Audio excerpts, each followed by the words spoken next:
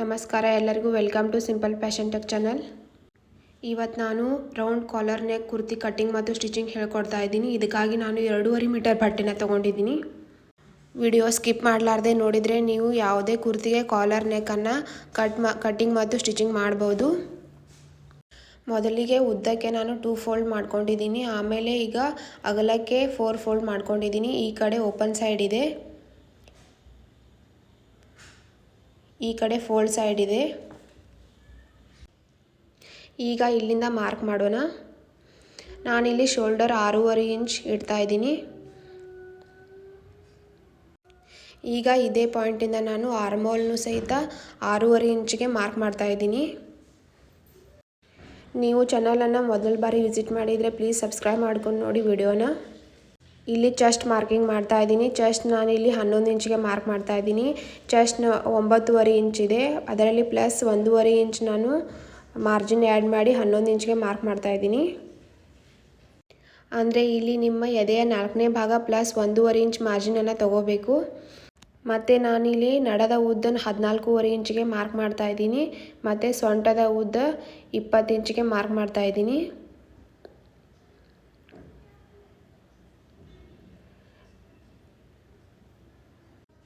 Video ಇಷ್ಟ ಆದರೆ like, share, comment ಮಾಡಿ. ಇಲ್ಲಿ ನಾನು ವೆಸ್ಟ್ ರೌಂಡನ್ನು 9 ಇಂಚಿಗೆ ಮಾರ್ಕ್ ಮಾಡ್ತಾ ಇದ್ದೀನಿ. ಮತ್ತು ಹಿಪ್ ರೌಂಡನ್ನು ಕೂಡ ನಾನು 11 ಇಂಚಿಗೆ ಮಾರ್ಕ್ ಮಾಡ್ತಾ ಇದ್ದೀನಿ. ಸೇಮ್ ಇಲ್ಲಿ ಚೆಸ್ಟ್ಗೆ ಯಾವ ಫಾರ್ಮುಲಾ ಯೂಸ್ ಮಾಡಿದ್ದೀವಿ ಅದೇ ಫಾರ್ಮುಲಾ ಇಲ್ಲಿ ಯೂಸ್ ಮಾಡಬೇಕು. ನಿಮ್ಮ ಹಿಪ್ ರೌಂಡ್ ಅಂದರೆ ಹಿಪ್ ಎಷ್ಟಿರುತ್ತೋ ಅದರ 4ನೇ ಭಾಗ ಪ್ಲಸ್ 1.5 ಇಂಚ್ ಮಾರ್ಜಿನನ್ನು ಕೂಡಿಸ್ಕೊಂಡು ಇಲ್ಲಿ ಅಳತೆ ಮಾಡಬೇಕು. ಇಲ್ಲಿ 3 ಪಾಯಿಂಟನ್ನು ನಾನು ಕೂಡಿಸ್ಕೊಂಡು ಈ ಥರ ಕುರ್ತಿಗೆ ಶೇಪ್ ಹಾಕೋತಾ ಇದ್ದೀನಿ. ಆಮೇಲೆ ಇಲ್ಲಿ ಕೆಳಗಡೆ ನಾನು 3 ಇಂಚ್ ಮೇಲ್ಗಡೆ ಮಾರ್ಕ್ ಮಾಡಿ ಕೆಳಗಡೆ ರೌಂಡ್ ಶೇಪಲ್ಲಿ ಹಾಕೋತಾ ಇದ್ದೀನಿ. ಇದರಿಂದ ಕಾರ್ನರ್ ಹೊರಗಡೆ ಕಾಣಿಸೋದಿಲ್ಲ. ಇಲ್ಲಿ ಆರ್ಮೋಲ್ ಶೇಪ್ ಹಾಕೋಬೇಕಾದ್ರೆ ಕಾರ್ನರ್ದಿಂದ 1 ಇಂಚ್ ಮೇಲ್ಗಡೆ ಮಾರ್ಕ್ ಮಾಡಿ ಆಮೇಲೆ ಈ ಲೈನಿಂದ ಸೆಂಟರ್ಗೆ ಮಾರ್ಕ್ ಮಾಡಿ ಈ ಥರ ರೌಂಡ್ ಶೇಪಲ್ಲಿ ಡ್ರಾ ಮಾಡ್ಕೋಬೇಕು. ಆಮೇಲೆ 1/2 ಇಂಚ್ ಒಳಗಡೆಯಿಂದ ಮತ್ತೆ ಡ್ರಾ ಮಾಡ್ಕೋಬೇಕು. ಇದು ಫ್ರಂಟ್ ಆರ್ಮೋಲ್ ಶೇಪ್, ಇದು ಬ್ಯಾಕ್ ಆರ್ಮೋಲ್ ಶೇಪ್, ಇದು ಫ್ರಂಟ್ ಆರ್ಮೋಲ್ ಶೇಪ್. ಇಲ್ಲಿ ನೋಡಿ ಫ್ರೆಂಡ್ಸ್, ಈ ಕುರ್ತಿಗೆ ನಾನು ಕಾಲರ್ ನೆಕ್ಕನ್ನು ಇಡ್ತಾ ಇದ್ದೀನಿ. ನಾನು ಶೋಲ್ಡರನ್ನು 6.5 ಇಂಚ್ ಇಟ್ಟಿದ್ದೀನಿ. ಈಗ ನೆಕ್ ಬಿಡ್ತನ್ನು ಅಂದರೆ ಕೊರಳಿನ ಅಗಲನ್ನು ನಾನು 2.5 ಇಂಚಿಗೆ ಮಾರ್ಕ್ ಮಾಡಿದ್ದೀನಿ. ಆಮೇಲೆ ಫ್ರಂಟ್ ನೆಕ್ಕನ್ನು ನಾನು 3 ಇಂಚಿಗೆ ಮಾರ್ಕ್ ಮಾಡಿದ್ದೀನಿ. ಆಮೇಲೆ ಬ್ಯಾಕ್ ನೆಕ್ಕನ್ನು 1 ಇಂಚಿಗೆ ಮಾರ್ಕ್ ಮಾಡಿದ್ದೀನಿ. ಈಗ ರೌಂಡ್ ಶೇಪಲ್ಲಿ ಡ್ರಾ ಮಾಡ್ಕೋಬೇಕು. ಫ್ರಂಟ್ ಶೇಪನ್ನು ನಾವು ಒಂದು ಸ್ವಲ್ಪ ವಿ ಶೇಪಲ್ಲಿ ಡ್ರಾ ಮಾಡ್ಕೋಬೇಕು. ಹಿಂದಿನ ಕೊರಳನ್ನು 1/2 ಇಂಚ್ ಇಲ್ಲ 3/4 ಇಂಚ್ ಇಟ್ಟರೂ ಬರುತ್ತೆ. ಈಗ ಈ ಥರ ಫ್ರಂಟ್ ನೆಕ್ಕನ್ನು ಈ ಥರ ವಿ ಶೇಪಲ್ಲಿ ಡ್ರಾ ಮಾಡ್ಕೋಬೇಕು ನೀಟಾಗಿ. ಪೂರ್ತಿಯಾಗಿ ವಿ ಶೇಪು ಬರಬಾರ್ದು, ಸ್ವಲ್ಪ ಫ್ರೀ ಹ್ಯಾಂಡ್ದಿಂದ ಈ ಥರ ಶೇಪ್ ಹಾಕ್ಕೋಬೇಕು. ಈಗ ಬ್ಯಾಕ್ ನೆಕ್ ಮತ್ತು ಬ್ಯಾಕ್ ಆರ್ಮೋಲ್ದಿಂದ ಕಟ್ಟಿಂಗ್ ಮಾಡ್ಕೋಬೇಕು. ಇಲ್ಲಿ ನೋಡಿ ಕಟ್ಟಿಂಗ್ ಮಾಡ್ಕೊಂಡಿದ್ದೀನಿ. ಇಲ್ಲಿ ಈ ಉಳಿದಿರೋ ಬಟ್ಟೆನಲ್ಲಿ ನಾವು ಸ್ಲೀವ್ಸ್ ಕಟ್ ಮಾಡ್ಕೊಳ್ಳೋಣ ಆಮೇಲೆ. ಈಗ ಫ್ರಂಟ್ ನೆಕ್ಕನ್ನು ಕಟ್ ಮಾಡ್ಕೊಳ್ಳುವ ಸಲುವಾಗಿ ನಾನು ಬ್ಯಾಕ್ ಪಾರ್ಟನ್ನು ತೆಗೆದಿಟ್ಕೋತಾ ಇದ್ದೀನಿ. ಈಗ ಬ್ಯಾಕ್ ಪಾರ್ಟನ್ನು ತೆಗೆದಿಟ್ಕೊಂಡು ಈ ಥರ ಮತ್ತೆ ನೀಟಾಗಿ ಮಡಿಚ್ಕೊಂಡು ಫ್ರಂಟ್ ನೆಕ್ಕನ್ನು ಕಟ್ ಮಾಡ್ಕೋಬೇಕು. ಮತ್ತು ಫ್ರಂಟ್ ಆರ್ಮೋಲ್ನು ಸಹಿತ ಕಟ್ ಮಾಡ್ಕೋಬೇಕು. ನೋಡಿ ಇಲ್ಲಿ ತೋರಿಸ್ಕೊಡ್ತಾ ಇದ್ದೀನಿ.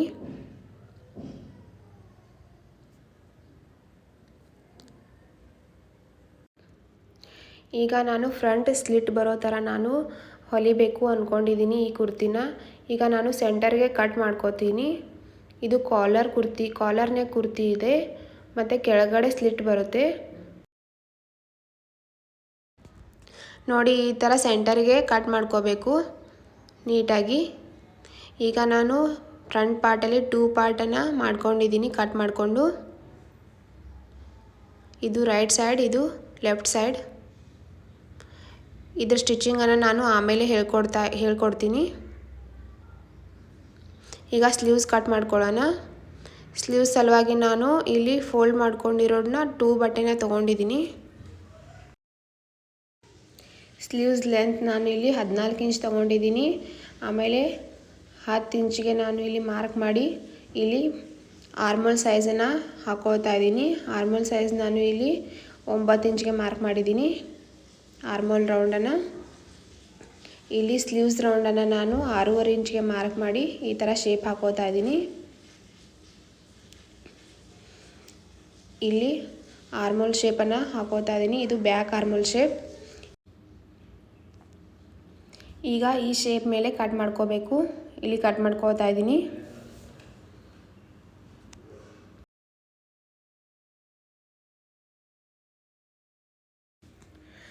ಈಗ ಫ್ರಂಟ್ ಆರ್ಮೋಲ್ ಶೇಪನ್ನು ತೆಗೆಯುವ ಸಲುವಾಗಿ ನಾನಿಲ್ಲಿ ಬಟ್ಟೆ ಉಲ್ಟಾ ಸೈಡ್ ಇಲ್ಲ ಸೀದಾ ಸೈಡ್ ಒಳಗಡೆ ಇರಬೇಕು. ಈ ಥರ 1/2 ಇಂಚ್ ಒಳಗಡೆ ಮಾರ್ಕ್ ಮಾಡಿಕೊಂಡು ಫ್ರಂಟ್ ಆರ್ಮೋಲ್ ಶೇಪನ್ನು ಹಾಕ್ಕೋಬೇಕು. ಈಗ ಅದನ್ನು ಮಾರ್ಕ್ ಮಾಡ್ಕೊಂಡಿರ ಮೇಲೆ ಕಟ್ ಮಾಡ್ಕೋತಾ ಇದ್ದೀನಿ. ಸ್ಲೀವ್ಸ್ ಕಟ್ಟಿಂಗ್ ಆಯಿತು. ಈಗ ನಾನು ಸ್ಟಿಚಿಂಗ್ ಹೇಳ್ಕೊಡ್ತಾ ಇದ್ದೀನಿ. ಇಲ್ಲಿ ನಾನು ಫ್ರಂಟ್ ಪಾರ್ಟನ್ನು ತೊಗೊಂಡಿದ್ದೀನಿ. ಈಗ ನಾನು 2 ಇಂಚ್ ವಿಡ್ತಲ್ಲಿರೋ ಸ್ಟ್ರಿಪ್ಪನ್ನು ತೊಗೊಂಡಿದ್ದೀನಿ. ಇದನ್ನು ಈ ಥರ ಸ್ಟಿಚ್ ಹಾಕ್ಕೋಬೇಕು. ಇಲ್ಲಿ ತೋರಿಸ್ಕೊಡ್ತೀನಿ. ಆಮೇಲೆ ಒಳಗಡೆ ಈ ಥರ ಡಬಲ್ ಫೋಲ್ಡ್ ಮಾಡಿ ಮೇಲೆ ಟಾಪ್ ಸ್ಟಿಚ್ ಹಾಕ್ಕೋಬೇಕು. ಸೇಮ್ ಈ ಸೈಡನ್ನು ಕೂಡ ನಾನು 2 ಇಂಚ್ ವಿಡ್ತಲ್ಲಿರೋ ಸ್ಟ್ರಿಪ್ಪನ್ನು ತೊಗೊಂಡಿದ್ದೀನಿ. ಇದನ್ನು ಸಹಿತ ಅದೇ ಥರ ಸ್ಟಿಚ್ ಮಾಡಬೇಕು. ಇದನ್ನು ನಾನು ಮಷಿನ್ ಮೇಲೆ ತೋರಿಸ್ಕೊಡ್ತೀನಿ ಯಾವ ಥರ ಮಾಡಬೇಕು ಅಂತ. ಇಲ್ಲಿ ನಾನು ಮೊದಲಿಗೆ ಒಂದು 1/4 ಇಂಚ್ ಬಿಟ್ಕೊಂಡು ಸ್ಟಿಚ್ ಹಾಕ್ಕೊಂಡಿದ್ದೀನಿ. ಆಮೇಲೆ ಈ ಥರ ಒಂದು ಸರ್ತಿ ಫೋಲ್ಡ್ ಮಾಡಿಕೊಂಡು ಆಮೇಲೆ ಮತ್ತೆ ಒಳಗಡೆ ಈ ಥರ ಫೋಲ್ಡ್ ಮಾಡ್ಕೋತಾ ಇದ್ದೀನಿ. ಇದೇ ಥರ ಕೆಳಗಡೆವರೆಗೂ ಇದೇ ಥರ ಸ್ಟಿಚ್ ಮಾಡ್ಕೋಬೇಕು. ನೋಡಿ ಯಾವ ಥರ ಸ್ಟಿಚ್ ಹಾಕ್ತಿದ್ದೀನಿ ಅಂತ. ಇಲ್ಲಿ ನಾನು ಎರಡೂ ಕಡೆನೂ ಇದೇ ಥರ ಸ್ಟಿಚ್ ಮಾಡ್ಕೊಂಡಿದ್ದೀನಿ. ನೋಡ್ಬೋದು ಇಲ್ಲಿ ನೋಡಿ ಫ್ರೆಂಡ್ಸ್, ಇಲ್ಲಿ ನಾನು ಮುಂದಿನ ಕೊರಳಿನ ಉದ್ದ ನಾನು 8 ಇಂಚ್ಗೆ ಮಾರ್ಕ್ ಮಾಡ್ತಾ ಇದ್ದೀನಿ. ಇಲ್ಲಿ 9 ಇಂಚ್ವರೆಗೂ ಮಾರ್ಕ್ ಮಾಡಿದ್ರೂ ನಡೆಯುತ್ತೆ. ಇಲ್ಲಿ ಶೋಲ್ಡರ್ದಿಂದ ನಾನು 30 ಇಂಚ್ಗೆ ಮಾರ್ಕ್ ಮಾಡ್ತಾ ಇದ್ದೀನಿ. ಇಲ್ಲಿವರೆಗೂ ನಾನು ಜಾಯಿಂಟ್ ಮಾಡ್ಕೋತೀನಿ ಒಂದು ಸ್ಟ್ರಿಪ್ಪಿಂದ. ಅಂದರೆ ನಾನು ಇಲ್ಲಿ ಪೋತ್ಲಿ ಬಟನ್ಸನ್ನು ಅಟ್ಯಾಚ್ ಮಾಡ್ತೀನಿ. ಕೆಳಗಡೆ ಸ್ಲಿಟ್ ಬರುತ್ತೆ. ಅಂದರೆ ನಾನು ಶೋಲ್ಡರ್ದಿಂದ ಇಲ್ಲಿ 8 ಇಂಚಿಗೆ ಮಾರ್ಕ್ ಮಾಡಿದ್ದೀನಿ ಫ್ರಂಟ್ ನೆಕ್ ಸಲುವಾಗಿ. ಆಮೇಲೆ ಮತ್ತೆ ಶೋಲ್ಡರ್ದಿಂದ ನಾನು ಕೆಳಗಡೆ 30 ಇಂಚ್ವರೆಗೂ ಮಾರ್ಕ್ ಮಾಡಿದ್ದೀನಿ. ಅಂದರೆ ಕೆಳಗಡೆ ಸ್ಲಿಟ್ ಬರುತ್ತೆ. ನಡುವೆ ಈ ಥರ ನಾನು ಸ್ಟ್ರಿಪ್ಪನ್ನು ತೊಗೊಂಡಿದ್ದೀನಿ. ಇದು 3 ಇಂಚಿದೆ ಸ್ಟ್ರಿಪ್ ವಿಡ್ತ್. ಅದನ್ನು ಈ ಥರ ಫೋಲ್ಡ್ ಮಾಡಿಕೊಂಡು ಒಂದು ಪಾರ್ಟನ್ನು ಈ ಥರ ಅದ್ರ ಮೇಲೆ ಇಟ್ಕೊಂಡು ಸ್ಟಿಚ್ ಮಾಡ್ಕೋಬೇಕು. 30 ಇಂಚ್ವರೆಗೂ ಮಾರ್ಕ್ ಮಾಡಿದ್ದೀನಿ. ಅಲ್ಲಿವರೆಗೂ ನಾನು ಈ ಸ್ಟ್ರಿಪ್ಪನ್ನು ಈ ಥರ ಅಟ್ಯಾಚ್ ಮಾಡ್ಕೊಂಡಿದ್ದೀನಿ. ಆಮೇಲೆ ಈ ಸೈಡ್ ಅಂದರೆ ಈ ಪಾರ್ಟನ್ನು ನಾನು ಈ ಥರ ಇಟ್ಕೊಂಡು ನಡುವೆ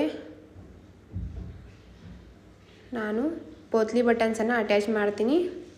ಈ ಥರ 1 ಇಂಚ್ ಬಿಟ್ಕೊಂಡು ಪೋತ್ಲಿ ಬಟನ್ಸನ್ನು ಅಟ್ಯಾಚ್ ಮಾಡ್ಕೋಬೇಕು.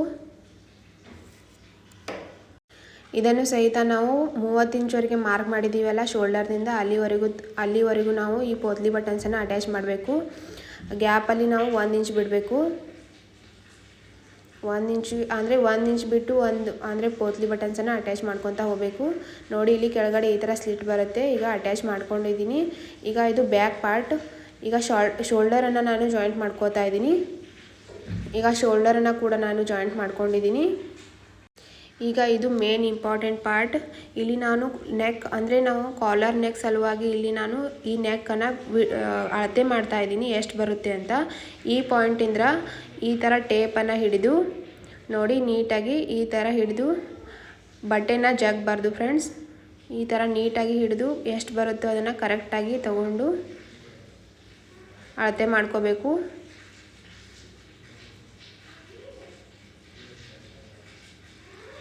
ಈ ಥರ ಮತ್ತೊಂದು ಪಾಯಿಂಟ್ವರೆಗೂ ಎಷ್ಟು ಬರುತ್ತೆ ಅಂತ ಅಳತೆ ಮಾಡ್ಕೋಬೇಕು. ನಾನಿಲ್ಲಿ 16 ಇಂಚ್ ಬಂದಿದೆ. ನಾನಿಲ್ಲಿ ಕಾಲರ್ ಕಟ್ ಮಾಡ್ಕೊಳ್ಳುವ ಸಲುವಾಗಿ ಕ್ಯಾನ್ವಾಸನ್ನು ತೊಗೊಂಡಿದ್ದೀನಿ. ಕ್ಯಾನ್ವಾಸ್ ವಿಡ್ತು 5 ಇಂಚ್ ಇದೆ. ಆಮೇಲೆ ಲೆಂತು 16 ಇಂಚ್ ಇದೆ. ಈ ಕ್ಯಾನ್ವಾಸನ್ನು ಈ ಥರ ಫೋಲ್ಡ್ ಮಾಡಿಕೊಂಡು ಈ ಕಡೆ ಓಪನ್ ಸೈಡ್ ಇದೆ, ಈ ಕಡೆ ಫೋಲ್ಡ್ ಸೈಡ್ ಇದೆ. ನಿಮಗೇನಾದರೂ ತಿಳಿದಿಲ್ಲ ಅಂದರೆ ಕಮೆಂಟ್ ಹಾಕಿ ಫ್ರೆಂಡ್ಸ್. ಇಲ್ಲಿ ನಾನು ಮಾಪ್ ಮಾಡ್ಕೋತಾ ಇದ್ದೀನಿ. ಇಲ್ಲಿ ನಾನು ಕೊರಳಿನ ಲೆಂತ್ ಅಂದರೆ ನೆಕ್ ಲೆಂತ್ ನಾನು 3 ಇಂಚಿಗೆ ಮಾರ್ಕ್ ಮಾಡಿದ್ದೀನಿ.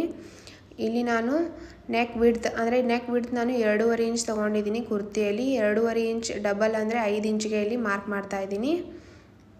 ಅಂದರೆ ನಾನಿಲ್ಲಿ ಕೊರಳಿನ ಉದ್ದನ 3 ಇಂಚ್ ಕುರ್ತಿಯಲ್ಲಿ ತೊಗೊಂಡಿದ್ದೀನಿ, ಇಲ್ಲಿ 3 ಇಂಚನ್ನ ತೊಗೊಂಡಿದ್ದೀನಿ. ಆಮೇಲೆ ಇಲ್ಲಿ ನೆಕ್ ವಿಡ್ತನ ನಾನು 5 ಇಂಚಿಗೆ ಮಾರ್ಕ್ ಮಾಡಿದ್ದೀನಿ. ಈಗ ಈ ಥರ ಈ 2 ಪಾಯಿಂಟನ್ನು ಸ್ವಲ್ಪ ಫ್ರೀ ಹ್ಯಾಂಡ್ದಿಂದ ಈ ಥರ ವಿ ಶೇಪನ್ನು ಹಾಕ್ಕೋಬೇಕು. ಇಲ್ಲಿ 1 ಇಂಚ್ ನಾನು ಅಂದರೆ ಕಾಲರ್ ವಿಡ್ತನ ಇಡ್ತಾ ಇದ್ದೀನಿ.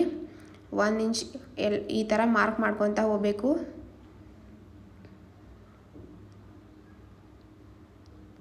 ಒಂದೊಂದು ಇಂಚಿಗೆ ಈ ಥರ ಮಾರ್ಕ್ ಮಾಡಿಕೊಂಡು ಈ ಮಾರ್ಕ್ ಮಾಡಿದ ಪಾಯಿಂಟನ್ನು ಈ ಥರ ಶೇಪ್ ಹಾಕೋಬೇಕು. ಸ್ವಲ್ಪ ವಿ ಶೇಪಲ್ಲಿ ಬರಬೇಕು ಇದು. ಈಗ ನೋಡಿ ಫ್ರೆಂಡ್ಸ್, ಕುರ್ತಿಯಲ್ಲಿ ನೆಕ್ ರೌಂಡ್ ಎಷ್ಟು ಬಂದಿದೆ ಅಂದರೆ 16 ಇಂಚ್ ಬಂದಿದೆ. 16 ಅದರ ಒಂದು ಭಾಗ ಅಂದರೆ 8 ಇಂಚ್ ಬರಬೇಕಿಲ್ಲಿ ನೋಡಿ. ಈ ಥರ ಮಾಪ್ ಮಾಡ್ಕೋಬೇಕು ನೋಡಿ. ಇಲ್ಲಿ ಕರೆಕ್ಟಾಗಿ 8 ಇಂಚ್ ಬಂದಿದೆ.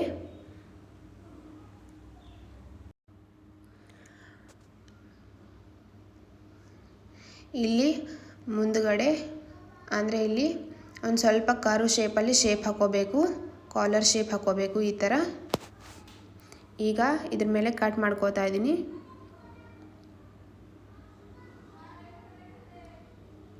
ಶೇಪ್ ಮೇಲೆ ಕಟ್ ಮಾಡ್ಕೋತಾ ಇದ್ದೀನಿ ಈ ಥರ. ಈಗ ಇದು ಕರೆಕ್ಟಾಗಿ ಬಂದಿದೆ ಕಾಲರ್. ಇದನ್ನು ಯಾವ ಥರ ಅಟ್ಯಾಚ್ ಮಾಡಬೇಕು ಅಂತ ನಾನು ನಿಮಗೆ ತೋರಿಸ್ಕೊಡ್ತೀನಿ ಮಷಿನ್ ಮೇಲೆ ನೋಡಿ. ಕಾಲರ್ ಈ ಥರ ಬಂದಿದೆ. ಈಗ ಒಂದು ಸ್ಟ್ರಿಪ್ಪನ್ನು ತೊಗೊಂಡಿದ್ದೀನಿ ನಾನು. ಇದೇ ಕ್ಯಾನ್ವಾಸ್ ಶೇಪ್ದು, ಅಂದರೆ ಒಂದು ಸ್ವಲ್ಪ ಅರ್ಧ ಇಂಚ್ ಮೇಲ್ಗಡೆ ಅರ್ಧ ಇಂಚ್ ಕೆಳಗಡೆ ಬಟ್ಟೆ ಹೆಚ್ಚಿರೋ ಒಂದು ಸ್ಟ್ರಿಪ್ಪನ್ನು ತೊಗೊಂಡಿದ್ದೀನಿ. ಅದೇ ಥರ ಮತ್ತೊಂದು ಸ್ಟ್ರಿಪ್ಪನ್ನು ತೊಗೊಂಡಿದ್ದೀನಿ. ಒಂದು ಸ್ಟ್ರಿಪ್ಪನ್ನು ಈ ಥರ ಸೀದಾ ಇಟ್ಕೊಂಡು ಅದ್ರ ಮೇಲೆ ಈ ಥರ ಒಂದು ಸ್ಟ್ರಿಪ್ಪನ್ನು ಉಲ್ಟಾ ಇಟ್ಕೊಂಡು ನೋಡಿ ಇಲ್ಲಿ ತೋರಿಸ್ಕೊಡ್ತಾ ಇದ್ದೀನಿ. ಈ ಥರ ಇಟ್ಕೊಂಡು ಸ್ಟಿಚ್ ಹಾಕೋಬೇಕು. ಇಲ್ಲಿ ನಾನು ಪ್ರೆಸ್ ಮಾಡಿದ್ದೀನಿ. ಸ್ಟ್ರಿಪ್ನ ಸೀದಾ ಸೈಡ್ ಒಳಗಡೆ ಇರಬೇಕು. ಅದ್ರ ಮೇಲೆ ಈ ಥರ ಸ್ಟಿಚ್ ಹಾಕೋಬೇಕು. ಆಮೇಲೆ ಇಲ್ಲಿ ಕಾರ್ನರಲ್ಲಿ ಸ್ವಲ್ಪ ಈ ಥರ ಮಡಿಚ್ಕೊಂಡು ಅದ್ರ ಮೇಲೆ ಈ ಥರ ಸ್ಟಿಚ್ ಹಾಕೊತಾ ಹೋಗಬೇಕು. ಇದನ್ನು ತೋರಿಸ್ತೀನಿ ನಾನು ಮಷಿನ್ ಮೇಲೆ ಯಾವ ಥರ ಅಂತ ನೋಡಿ ಫ್ರೆಂಡ್ಸ್. ಇಲ್ಲಿ ಈ ಥರ ಒಂದು ಸ್ವಲ್ಪ ಮಡಿಚ್ಕೊಂಡು, ಅಂದರೆ ಕ್ಯಾನ್ವಾಸ್ ಎಲ್ಲಿ ತನಕ ಬರುತ್ತೆ ಅಲ್ಲಿ ತನಕ ಈ ಥರ ಮಡಿಚ್ಕೊಂಡು ಇಲ್ಲಿಂದ ಸ್ಟಿಚ್ ಹಾಕೊತಾ ಹೋಗಬೇಕು. ಕ್ಯಾನ್ವಾಸ್ ಮೇಲ್ಗಡೆ ಒಂದು ಸ್ವಲ್ಪ ಮೇಲ್ಗಡೆ ಸ್ಟಿಚ್ ಹಾಕೋಬೇಕು.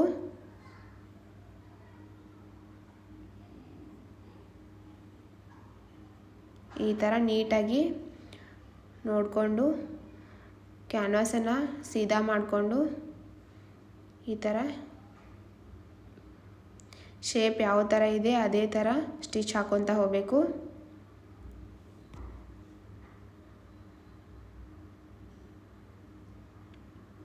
ಆಮೇಲೆ ಇಲ್ಲಿಯೂ ಕೂಡ ಅದೇ ಥರ ಕಾರ್ನರಲ್ಲಿ ಬಟ್ಟೆನ ಮಡಿಚ್ಕೋಬೇಕು ನೋಡಿ. ಇಲ್ಲಿ ಈ ಥರ ಹಾಕ್ಕೊಂಡಿದ್ದೀನಿ ಸ್ಟಿಚ್. ಈಗ ಸ್ವಲ್ಪ ಅಲ್ಲಲ್ಲಿಗೆ ಕಟ್ ಮಾಡ್ಕೋಬೇಕು, ಯಾಕಂದರೆ ಇದು ನೀಟಾಗಿ ಹೊಳ್ಳುತ್ತೆ. ಈಗ ಇದನ್ನು ಹೊಳಿಸ್ಕೊಳ್ತಾ ಇದ್ದೀನಿ ಈ ಥರ.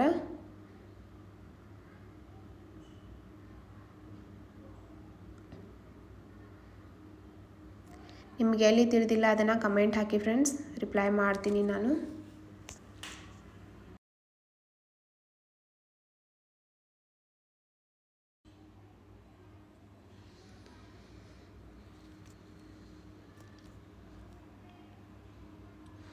ನೋಡಿಲಿ ಈ ಥರ ಹೊಳಿಸ್ಕೊಂಡು ಈ ಥರ ಬರುತ್ತೆ ಕಾಲರ್. ಇದನ್ನು ಈಗ ಬಟ್ಟೆಗೆ ಅಟ್ಯಾಚ್ ಮಾಡೋದನ್ನು ತೋರಿಸ್ಕೊಡ್ತಾ ಇದ್ದೀನಿ ನೋಡಿ. ಈಗ ಕುರ್ತಿಯ ಉಲ್ಟಾ ಸೈಡ್ ಮೇಲ್ಗಡೆ ಮಾಡಿ ಮೊದಲಿಗೆ ಈಗ ಕಾಲರನ್ನು ಈ ಥರ ಜೋಡಿಸ್ಕೋಬೇಕು. ಒಂದು ಸೈಡನ್ನು ನಾವು ಒಳಗಡೆ ಮಡಿಚ್ಕೊಂಡಿದ್ದೀವಿ, ಇನ್ನೊಂದು ಸೈಡ್ ಹೊರಗಡೆ ಏನು ಕಾಣಿಸ್ತಾ ಇದೆ ಅದೆಷ್ಟಿದೆ ಬಟ್ಟೆನ ಅದನ್ನು ಈ ಥರ ಇಟ್ಕೊಂಡು ಇದ್ರ ಮೇಲೆ ಸ್ಟಿಚ್ ಹಾಕೊತಾ ಹೋಗಬೇಕು ಫ್ರೀ ಹ್ಯಾಂಡ್ದಿಂದ. ಎಲ್ಲಿಯೂ ಬಟ್ಟೆನ ಜಗ್ಬಾರ್ದು. ಈ ಥರ ಬಟ್ಟೆನ ನೀಟ್ ಮಾಡ್ಕೊತಾ ಸ್ಟಿಚ್ ಹಾಕೋಬೇಕು.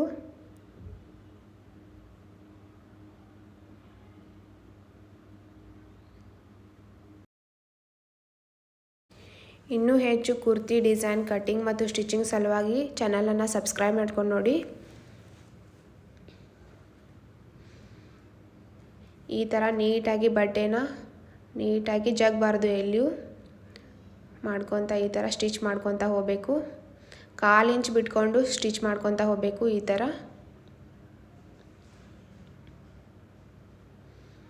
ಇಲ್ಲಿ ನೋಡಿ ಕರೆಕ್ಟಾಗಿ ಬಂದಿದೆ.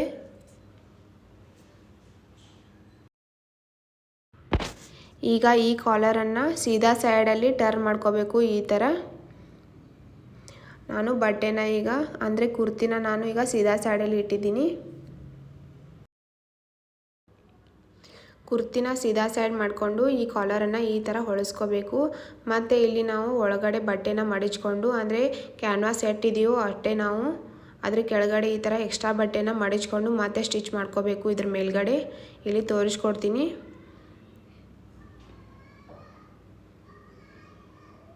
ನೋಡಿ. ಈ ಥರ ಬಟ್ಟೆನ ಒಳಗಡೆ ಮಡಿಚ್ಕೊಂಡು ನೀಟಾಗಿ ಅದ್ರ ಮೇಲೆ ಈ ಥರ ಸ್ಟಿಚ್ ಹಾಕೊತ ಹೋಗಬೇಕು.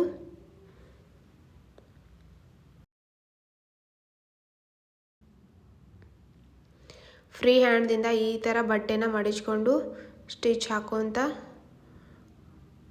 ಹೋಗಬೇಕು. ಇಲ್ಲಿ ತೋರಿಸ್ಕೊಡ್ತೀನಿ ನೋಡಿ. ಈ ಥರ ಫುಲ್ ರೌಂಡಲ್ಲಿ ಈ ಥರ ಸ್ಟಿಚ್ ಮಾಡ್ಕೊತ ಹೋಗಬೇಕು. ಎಲ್ಲೂ ಬಟ್ಟೆನ ಜಗ್ಬಾರ್ದು, ಇದರಿಂದ ರಿಂಕಲ್ಸ್ ಬರುತ್ತೆ ಬಟ್ಟೆನ ಜಗ್ಗಿದ್ರೆ. ಈ ಥರ ತೋರಿಸ್ಕೊಡ್ತೀನಿ ನೋಡಿ ಫುಲ್ ರೌಂಡಲ್ಲಿ.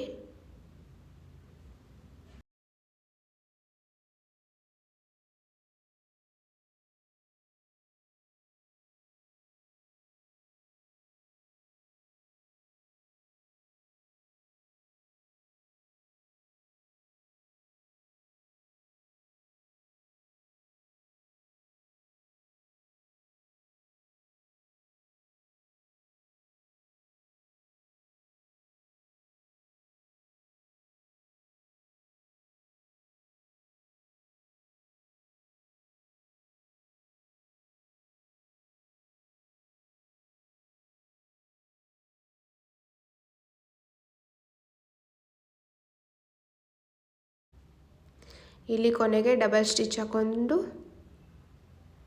ಲಾಕ್ ಮಾಡ್ಕೋಬೇಕು.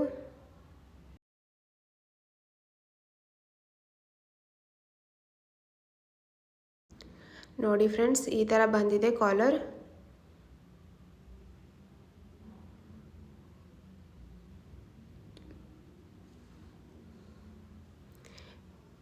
ವಿಡಿಯೋ ಹೇಗೆ ಅನ್ನಿಸ್ತು ಅಂತ ಕಮೆಂಟ್ ಹಾಕಿ ಫ್ರೆಂಡ್ಸ್. ನೋಡಿ ಎಲ್ಲಿಯೂ ಪ್ರಿಂಕಲ್ಸ್ ಬಂದಿಲ್ಲ.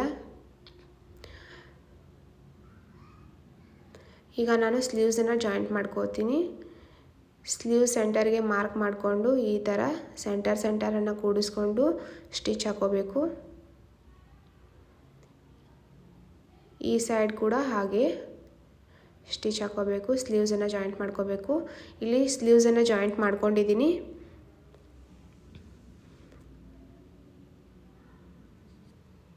ಈಗ ಬಟ್ಟೆಯ ಉಲ್ಟಾ ಮಾಡಿಕೊಂಡು ಫಿಟ್ಟಿಂಗ್ ಮಾಡ್ಕೋಬೇಕು.